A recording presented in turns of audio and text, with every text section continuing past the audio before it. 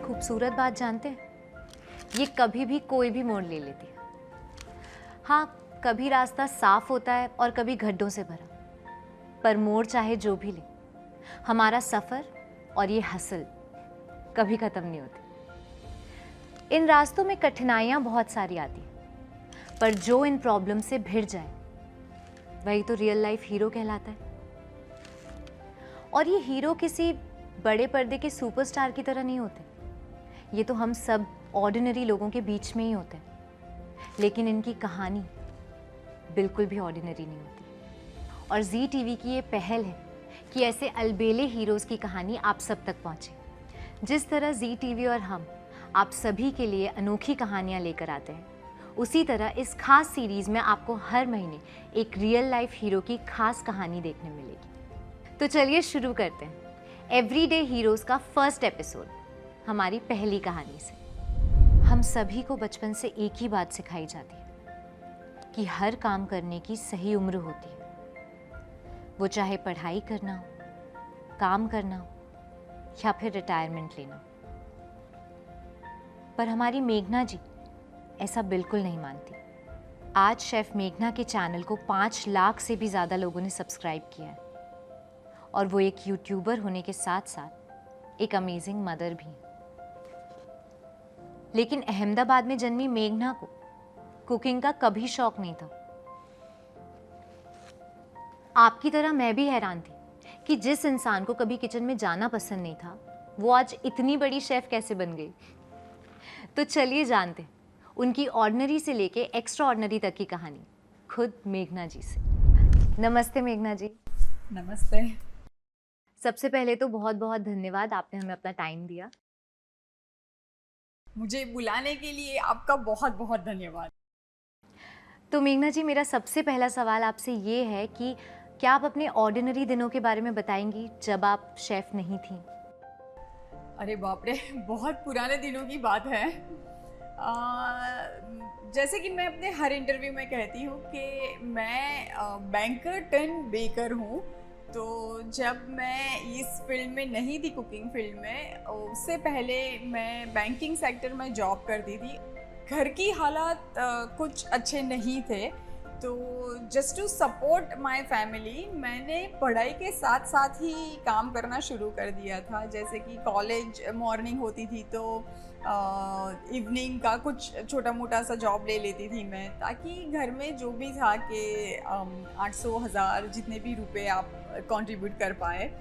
तो जैसे बच्चे एक पॉकेट मनी मांगते हैं कॉलेज के दिनों में, वैसे ही मैं पॉकेट मनी अर्न करके वो घर में थोड़ी सी हेल्प हो जाए उसके लिए जॉब करती थी। एंड फिर धीरे धीरे करके बैंकिंग सेक्टर में मैंने जॉब करना शुरू कर दिया। तो एक्चुअल जॉब आप कह सकते हैं कि मैंने कोटक महिंद्रा से शुरू की। तब कोटक महिंद्रा फाइनेंस हुआ करता था, वहाँ से शुरू की। फिर ICICI में जॉब की मैंने। मैं प्रेग्नेंट हो गई और जो मेरी बेटी है वो थोड़े कॉम्प्लिकेशंस के साथ पैदा हुई थी, तो बिल्कुल ही उसको घर पे अकेले छोड़ना, वो भी कोई मेड के साथ, वो मेरे लिए पॉसिबल नहीं था। वहाँ से जो मेरी जर्नी शुरू हुई थी कि जॉब छूट चुकी थी और घर के 4 दीवारों के अंदर मैं बंद हो चुकी थी। जैसे कि 14 साल तक नॉन स्टॉप जॉब करते हो और अचानक से आपको पता चलता है कि आपकी ज़िंदगी बदल चुकी है।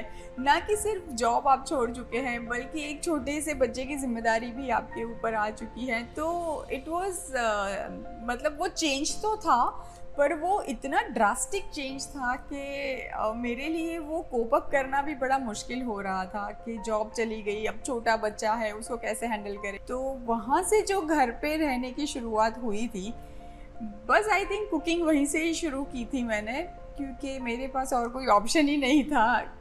कहीं से तो बिज़ी रखना था अपने आप को, तो कुकिंग की शुरुआत मेरी वहाँ से हुई थी। तो इतने सब के बाद आपकी यूट्यूबिंग करियर की शुरुआत कैसे हुई? एक्चुअली यूट्यूब से पहले मैं कुछ आपसे कहना चाहती हूँ, क्योंकि एज़ मैं हमेशा कहती हूँ कि यंग जनरेशन जो होती है वो हमेशा आज के दिन से ही देखना शुरू करती है, पर मैं उससे भी पहले की एक मेरी काफ़ी लंबी जर्नी रही है। वो रही है जर्नी मेरी डिप्रेशन के दिनों की, क्योंकि यूट्यूब की जो शुरुआत हुई थी उससे 2 साल पहले तक मैं काफ़ी डिप्रेशन में रही थी। बहुत ज़्यादा वेट मैंने पुट ऑन कर लिया था, 80 किलो के ऊपर की हो चुकी थी मैं। और जैसे कि छोटा बच्चा होता है, हर माँ मुझसे रिलेट करेगी कि इतने छोटे बच्चे के साथ कैसे आप नए करियर की शुरुआत करें। वो जो एक टाइम रहा है मेरी ज़िंदगी का कि डिप्रेशन से निकलना, वेट लॉस करना और अपने आप को प्रेजेंटेबल बनाना। और इतने छोटे बच्चे के साथ मैंने कॉलेज तक ज्वाइन कर ली थी कि चलो फुल फ्लेज कोर्स नहीं कर सकते थे तो छोटे छोटे कोर्सेज उठाए थे कि कुछ 3 महीने के, कुछ 6 महीने के, और स्पेशल परमिशन लेके मैं जाती थी। और वही एक होता है कि कॉलेज में सारी यंग लड़कियां होती है, छोटी छोटी लड़कियां होती है, और एक मैं होती थी जो फैंसी पर्स की जगह पे एक बड़ा सा बेबी बैग लेके जाती थी, और एक छोटे बच्चे तक को मैं साथ लेके जाती थी और लास्ट बेंच पे हमेशा बैठती थी। खैर ये कहानी रही थी यूट्यूब जर्नी के पहले की। तो ये वाली स्ट्रगल ना जनरली कोई देखता नहीं है, और आज जहाँ पे पहुँचे हैं वो वही देखते हैं। और वो यूट्यूब चैनल का जो कॉन्फिडेंस था ना, वो लाने के लिए मैंने उससे पहले भी काफ़ी काम किया था कि मैं बच्चों की बर्थडे पार्टी के लिए केक बेक करती थी, और जब लोगों को केक पसंद आने लगी तो फिर उन्होंने खाने का ऑर्डर देना शुरू किया मुझे। सो ऐसे करते करते तब फिर फाइनली यूट्यूब की शुरुआत हुई थी। आपका ये जो YouTube चैनल शुरू हुआ, उसके बाद आपकी जान पहचान और आपके परिवार वालों का क्या रिएक्शन था? हाँ, ये बड़ा मज़ेदार क्वेश्चन है। जैसे सब जानते हैं कि मैं एक गुजराती फैमिली से बिलोंग करती हूँ, और मेरी फैमिली में सिर्फ 2 ही चीज़ें समझ आती थी। एक था कि या तो आप डॉक्टर बनो या तो फिर आप कोई बिज़नेस कर रहे हो। तो जब घर में सबको पता चला कि मैं ऐसा कुछ कर रही हूँ तो सबसे पहला क्वेश्चन तो यही आता था कि ये सब तो चलो ठीक है, ये तो मतलब शौकिया तौर पे आप चला सकते हो, पर इनकम क्या है? सबसे पहला क्वेश्चन ही आता है पैसों का कि भाई इसमें से इनकम क्या है, आप कितने पैसे कमा रहे हो। क्योंकि जब शूट करते हैं तो इंग्रेडिएंट से लेके, प्रोडक्शन से लेके, पोस्ट प्रोडक्शन काफ़ी सारे एक्सपेंस हो शुरू हो गए हैं। मैं सबकी बात तो नहीं करूँगी, पर काफ़ी हद तक जब लोग कैमरे के सामने आते हैं तो थोड़े से ग्रूम होके आते हैं। थोड़ा सा अपने आप को कैसे कैमरा के सामने प्रेजेंटेबल रखना है या कैसे आपको खड़े रहना है, वो सब ट्रेनिंग लेके आते हैं। मेरी कोई ग्रूमिंग नहीं हुई थी, कोई ट्रेनिंग नहीं हुई थी, बस एक आइडिया था कि लाइट्स लगा दी और कैमरा ऑन कर दिया, और जैसे भी मैं कर सकती थी मैंने करना शुरू कर दिया। तो सबसे पहले रिएक्शन इवन प्रोडक्शन वालों का भी यही आता था, क्योंकि वो लोग भी थोड़े से इरिटेट हो जाते थे कि अरे ये कैसे करेगी, ये कैमरे के सामने बोल नहीं पाती है, इतने सारे फंबल्स होते थे, और लाइट के सामने आंखें नहीं खुल पाती थी, क्योंकि शूटिंग की लाइट्स जो होती है थोड़ी सी हार्श होती है, आप यूज़ टू नहीं होते हो। और वेट पे काफ़ी कमेंट्स आते थे, क्योंकि जैसे कि मैंने कहा कि काफ़ी वेट लॉस करने के बाद मैंने अपने यूट्यूब चैनल की शुरुआत की थी। तो जिन्होंने भी मुझे, क्योंकि मैं बचपन से काफ़ी हैवी वेट रही हूँ, तो जिन्होंने मुझे बचपन से देखा है या कुछ साल पहले तक देखा होगा तो उन्होंने मुझे काफ़ी बड़ी साइज़ में देखा होगा। और अचानक से जब कोई पतला होके आता है तो सबसे पहला तो वही आता है कि सब ठीक है ना, अब कुछ बीमारी तो नहीं हो गई है ना, घर में सब ठीक है ना। तो ये सारे चैलेंजेस थे, इन सारे सवालों के जवाब देना मेरे लिए काफ़ी मुश्किल हो रहा था। तो आई थिंक सबको धीरे धीरे खुद ही जवाब मिलने लगे, एंड बस वही कहानी रही है कि चैलेंजेस, सबसे पहले वाले चैलेंजेस तो यही थे कि घर वालों को कन्विंस कर रहा था। करियर में आपको कभी भी ऐसा लगा कि कहीं आपने यूट्यूबर बन के कोई गलती तो नहीं कर दी? एक्चुअली मुझे लगता है ना कि सिर्फ ये यूट्यूबर आंसर दे ये ज़रूरी नहीं है। ये जो है ये आप कोई भी फील्ड हो, चाहे आप यूट्यूब वीडियोस बना रहे हो या तो आप बैंकिंग सेक्टर में हो, डॉक्टर, इंजीनियर, कुछ भी हो, हर फिल्म में कभी ना कभी कहीं ना कहीं ऐसे दिन होते हैं, टफ डेज जिसको कहते हैं, वो हमेशा आते हैं। जैसे हर दिन एक जैसा नहीं होता है कि कभी बहुत ही अच्छा दिन, सुबह की शुरुआत ही बहुत अच्छे से होती है और कभी कभी ऐसा होता है कि सुबह उठे हैं तब से ऐसा लग रहा है कि आज सब कुछ बुरा बुरा ही हो रहा है, कि दूध उबल गया, या तो फिर चलते चलते गिर पड़े हैं, या तो फिर जिम में गए और एक्सीडेंट हो गया, या कुछ भी कोई भी ऐसे बुरे दिन होते हैं।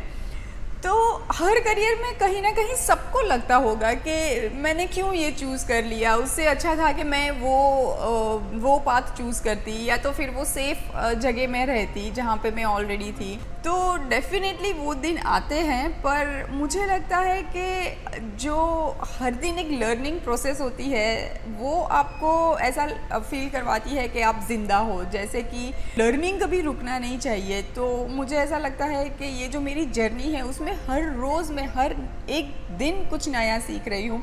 और ये जो ट्रोल करते हैं, मुझे लगता है कि वो शायद वो ज़रूरी भी है, ताकि आप थोड़े से डाउन टू अर्थ रहे, वरना वो एक हो जाता है ना कि आप समझने लगते हो कि हाँ भाई हमने तो सब जंग जीत ली है, एंड धरती पे से इंसान ना उड़ना शुरू कर देता है। तो जैसे कि दिन के बाद रात ज़रूरी है, वैसे ही मुझे लगता है कि अच्छे दिन बुरे दिन, एडमायर्स एंड जो ट्रोल करते हैं, वो बैलेंस होना बहुत ही ज़रूरी है। मैंने कहीं सुना था कि यूट्यूबर्स का काम 24 घंटे चलता रहता है। मैं यहाँ पे ये कहूँगी कि हाँ, सच है भी और सच नहीं भी है। एक्चुअली ये जो काम होता है ये टीम वर्क होता है। जैसे कि आप मुझे स्क्रीन पे देखते हो तो ऐसा नहीं होता है कि ये सारा जो भी काम होता है ये सिर्फ मैं ही संभालती हूँ, ऐसा नहीं होता है। एक बहुत बड़ी टीम होती है जो पूरी मिल के काम करती है। तो जैसे मेरा काम होता है कि नई नई रेसिपी ढूंढना और वो रेसिपी को आपके सामने प्रेजेंट करना और बनाना भी, और कैमरे के सामने खड़ा रहना। पर मेरे पीछे जैसे कि कैमरा पर्सन हो जाते हैं, एडिटिंग टीम होती है, और भी बहुत सारे लोग होते हैं जो मेरे पीछे काम करते हैं। तो जहाँ मेरा काम ख़त्म होता है वहाँ दूसरों का काम शुरू होता है। और मैं एक बात ज़रूर कहना चाहूँगी, और मैं मेरे हर इंटरव्यू में कहती हूँ, और स्पेशली ये मेरी एज ग्रुप की जितनी भी महिलाएं हैं उनके लिए कहती हूँ कि चाहे कोई बाहर काम कर रहा है, चाहे कोई मेरे जैसा काम कर रहा है, या तो फिर कहीं ऑफिस आप जा रहे हैं, पर ये सब के बीच में अपने लिए टाइम ढूंढना ये बहुत बहुत बहुत ज़रूरी है। जैसे कि मैं कितनी भी बिज़ी रहती हूँ, पर आई मेक श्योर कि दिन का 1 घंटा मैं ज़रूर एक्सरसाइज करती हूँ, चाहे वो कैसी भी हो। आप डांस करो, जिम करो, वॉक करो, पार्क में जाओ, कैसे भी, पर मैं वो 1 घंटा सिर्फ़ और सिर्फ मेरे लिए निकालती हूँ। तो उसमें ना ही कोई सोशल मीडिया इंक्लूड करती हूँ और ना ही कोई फैमिली इंक्लूड करती हूँ।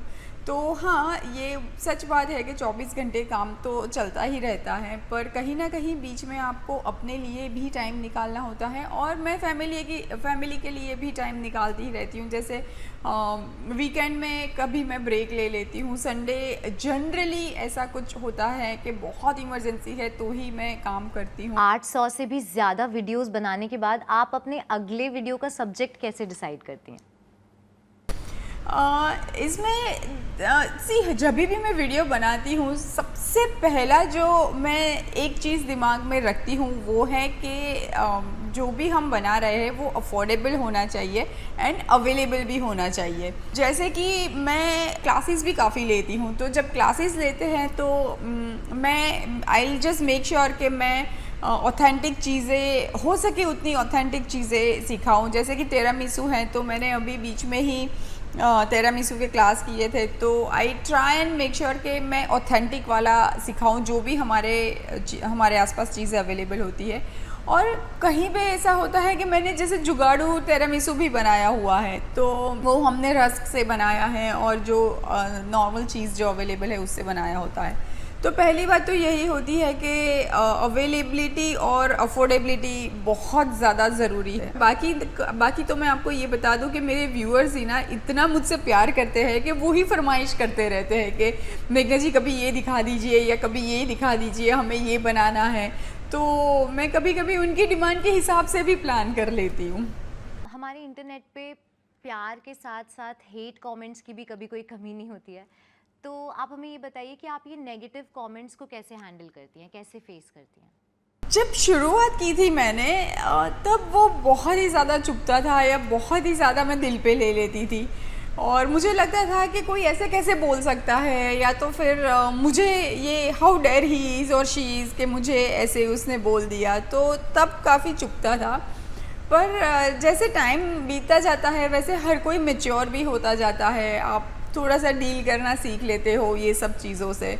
और मैं सच बताऊँ तो जब ये पिछले जो कई महीने और साल भर हमारा जिस तरह से गया है उसमें हम सब लोग एक बबल में ट्रैप हो चुके थे, तो तब ना मुझे मेरे ऑडियंस के साथ बहुत ज़्यादा कनेक्ट होने का मौका मिला था। अगर मैं गलत नहीं होंगी अगर मैं ये कह पाऊँ कि बहुत पास जाने का मौका मिला था, पर्सनली बात करने का मौका मिला था, चाहे वो जूम कॉल हो या नॉर्मल वीडियो कॉल के ज़रिए बात कर सकते थे।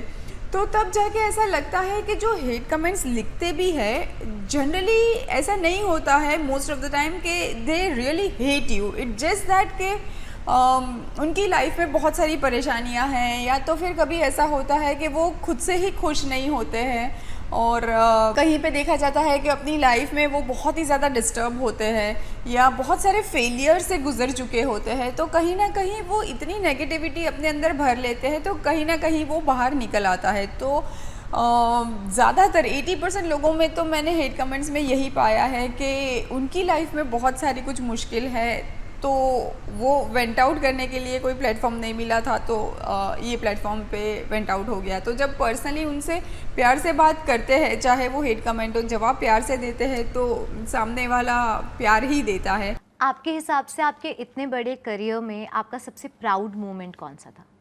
मैं सच कहूँ तो इतना लंबा करियर रहा है तो बहुत सारे लोगों से मुलाकात होती रहती है, अवार्ड्स भी मिले हैं, तो ऑफ कोर्स वो सारे तो प्राउड मोमेंट्स होते ही हैं, पर जब मुझे मेरे व्यूअर्स अप्रिशिएट करते हैं उस टाइम पे ऐसा लगता है कि हाँ मतलब कहीं ना कहीं कुछ ना कुछ अचीव किया है, वो मेरे लिए बहुत अच्छा है। मैं आपसे एक दो इंसिडेंट शेयर करती हूँ, कैसे एकदम टच हो जाए वैसे वाले ईमेल्स आते हैं या मैसेजेस आते हैं। जब ये पेंडेमिक फैला हुआ था तो एक यंग से लड़के ने, मेरे ख्याल से कुछ 16-17 साल का लड़का रहा होगा, उसने एक मैसेज लिखा था कि इस पेंडेमिक में ऑल ऑफ अ सडन मेरी मदर की डेथ हो चुकी थी और मैं और मेरा छोटा भाई और मेरे फादर थे, हमें कुछ पता नहीं था कि हम कैसे लाइफ को गैदर करें, कैसे शुरुआत करें, कैसे हम जैसे माँ एक हर चीज़ किचन के ज़रिए संभाल लेती थी, कैसे हम करें, हमें कुछ समझ में नहीं आ रहा था। पापा बहुत टूट चुके थे। तब जाके मैंने आपके वीडियोस देखना शुरू किया और आपकी जो सिंपल रेसिपीज़ थी वो बनाना शुरू किया, और उसके बाद से घर में जो थोड़ी सी भी खुशी हम ला पाए हैं वो आपकी वीडियो के ज़रिए ला पाए हैं, तो थैंक यू सो मच। तो तब ऐसा लगा कि जब हम काम करते हैं तो ऐसा लगता नहीं है कि ये वाला काम कहीं कोई जगह पे किसी के घर में इस तरह से वो काम आ पाएगा। एक मदर ने मुझे लिखा था कि उनका जो बेटा है वो ऑटिस्टिक है, वो एक बीमारी से जूझ रहा है, जो बीमारी बहुत रेयर होती है, जिसका इलाज आज के ज़माने में मेरे ख्याल से वो थोड़ा सा नामुमकिन है। वो जो बच्चे होते हैं वो कभी कभी बहुत हाइपर हो जाते हैं, कभी कभी वायलेंट हो जाते हैं। तो उनकी मम्मी ने कहा कि जब भी ऐसा कुछ होता है मेरे बच्चे के साथ, वो जब हाइपर हो जाता है तो मैं सिर्फ आपके वीडियो चला देती हूँ और वो इतना काम डाउन हो जाता है और उसके चेहरे पे एक स्माइल आ जाती है। ट्रस्ट मी, जब ऐसे मैसेजेस आते हैं तब जाके लगता है कि लाइफ में इससे बड़ा अवार्ड कोई हो ही नहीं सकता है। चाहे आप कितने भी अमीर हो जाओ, चाहे कितने भी अवार्ड आपको मिल जाए, पर इसके मुकाबले वो सब फीके हैं। तो मेरे व्यूअर्स का जो प्यार मुझे मिलता है और हर रोज़ सुबह जब हम मेल बॉक्स ओपन करते हैं और इतनी सारी पिक्चर्स होती है लोगों की जिन्होंने मेरी रेसिपीज़ ट्राई की होती है। कोई हस्बैंड होते हैं जिसने अपने फर्स्ट एनिवर्सरी के लिए अपनी वाइफ के लिए केक बनाई होती है, टेढ़ी मेढ़ी सी ही सही पर बहुत प्यार से बनाई होती है। या तो फिर किसी मदर होती है जो मदर ने कभी किचन में काम नहीं किया होता है पर अपने बेटे की बर्थडे के लिए कुछ नया ट्राई किया होता है। तो ये सारी पिक्चर्स ना वो एकदम से, जैसे सुबह कहते हैं ना कि उठते ही कॉफ़ी शॉट पी लो तो एकदम एनर्जी बूस्ट हो जाती है, तो मेरी एनर्जी तो इससे ही बूस्ट हो जाती है, कोई कॉफ़ी की ज़रूरत नहीं पड़ती है। आपको इतने लाखों लोग देखते हैं, आपको अपना रोल मॉडल मानते हैं, तो अगर कोई आपकी तरह अपने शौक को अपना करियर बनाना चाहता है तो आप उन्हें क्या टिप्स देंगी? रोल मॉडल मुझे समझते हैं, ये सुन के सही में बहुत अच्छा लगा क्योंकि जब इतना सारा आप काम करते हैं और कहीं ना कहीं आपको लोग देखते हैं कि हाँ हमें ऐसा बनना है, तो सही में बहुत अच्छा लगता है। पर यहाँ पे ना 2-3 चीज़ें मैं कहना चाहूँगी। मैं शुरुआत करती हूँ एक इंसिडेंट से कि जो मैंने फ़ील किया था, कि मैंने महसूस किया था कि ये सही नहीं है। वो ही ये है कि थोड़े टाइम पहले हमारी सारी स्कूल की जो दोस्त लोग थे, हम बहुत सालों के बाद हमारा रीयूनियन हुआ था, काफ़ी साल बीत चुके थे। उसके बाद जब हम एक दूसरे को मिले तो मैं उनसे बात कर रही थी 1-2 दोस्तों के साथ, और मैंने पूछ रही थी कि आपकी हॉबी क्या है और आप क्या करते हो। तो क्योंकि जब हम लास्ट मिले थे तो हम सब सिंगल थे, और अब जब जाके मिले हैं तो सबकी फैमिली हो चुकी है, हम सब 40+ हो चुके हैं। तो जवाब जो मिला उससे मैं काफ़ी शॉक हो गई थी। जवाब ये था कि बस अब क्या, अब तो कुछ है नहीं ऐसा कुछ ख़ास। बच्चे हैं, बच्चों की करियर बनाने के पीछे हम लोग लगे हुए हैं, क्लासेस ले जाते हैं, यहाँ ले जाते हैं, कोचिंग ले जाते हैं, और हस्बैंड के पीछे टाइम निकल जाता है, और पूरा दिन घर में कब वक्त बीत जाता है पता ही नहीं चलता है। तो मुझे ऐसा लगा कि ये क्या बात हुई भाई, मतलब मैं तुम्हें पूछ रही हूँ कि तुम्हें क्या करना अच्छा लग रहा है और तुम्हारी हॉबी क्या है।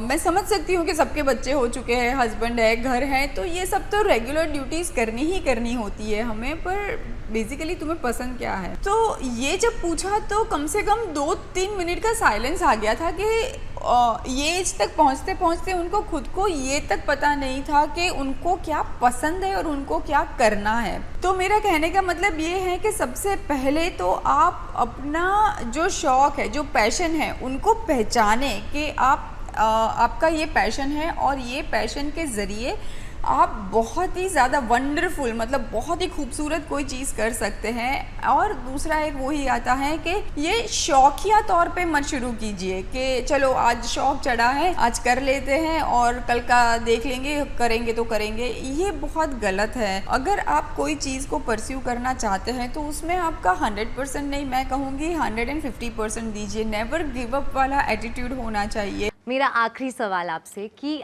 आपको लोगों का एवरीडे हीरो बनके कैसा लग रहा है? अरे बाप रे एवरीडे हीरो शब्द बहुत अच्छा लगा एक्चुअली। बहुत अच्छा लगता है और ब्लेस्ड भी फील होता है। और मैं यहाँ पे कहूँगी कि हम जहाँ पे रहते हैं वहाँ पे फीमेल को, महिलाओं को या तो एकदम देवी बना देते हैं, मतलब एकदम ऊपर का दर्जा दे देते हैं, या तो फिर एकदम नीचे रखते हैं कि वो फिर कहीं वो आते ही नहीं है। जैसे कि एक होता है ना कि मकान को जो घर बनाती है वो एक महिला ही होती है, लेडी ऑफ द हाउस ही होती है, पर that is like a thankless job के उसका कोई अप्रिसिएशन कुछ नहीं होता है।